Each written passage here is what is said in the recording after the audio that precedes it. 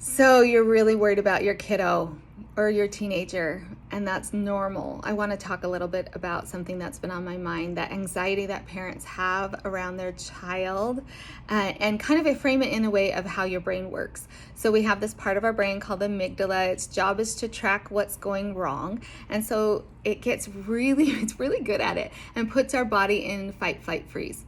What I've noticed is then we also come up with all more reasons why our kid's in danger. We're in that state, and then we emotionally are more dysregulated. And so when we actually address what we're worried about, we're doing it from a place of really emotional dysregulation.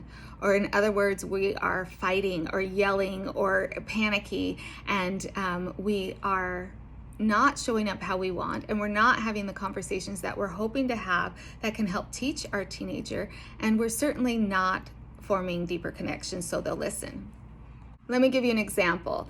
Let's say you have a teenage son that said he was going to be home by midnight, and it's now 12:15 and he's not home. So that your brain would say something's wrong here, and your body would start producing energy in your body that something's wrong. You're getting anxious or maybe even angry. And then your brain starts predicting all of the possible reasons he could be late. So I made a really complicated drawing for you. Here you go. All that's happened is it's 12:15 and your son's not home. All of these thoughts can be like, oh, maybe he was in a car accident, maybe he's stranded on the side of the road, maybe he doesn't have a cell phone and can't get a hold of him and he was mugged, maybe he's with that friend doing all sorts of things I wish he didn't. And so while my brain's doing its job of predicting all of the things can go wrong, I'm having emotions of all of those things. And maybe one of those things might come true too, maybe, but not all those things. So what are we to do about it? Well, your brain is doing the job that it's supposed to do.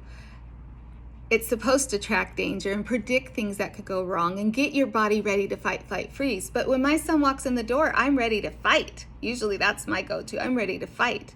And there's nothing that is helped in our relationship or future curfew breaking. So what we do is you just acknowledge it, first of all. You recognize that your brain is spinning and doing what it's supposed to do, and you take it back. Okay, I know what my brain's doing. It's tracking danger. And then you self-soothe, however that looks. Deep breath. Take a deep breath in, calm. I know I'm anxious right now. I'm worried about my child. And try to get yourself back in that window of tolerance, we call it, where you're regulated, so that then you can come up with an idea of how to handle this in a way that will help your child around his safety and curfew, and help you and your child have the relationship where you still have influence in future experiences and choices.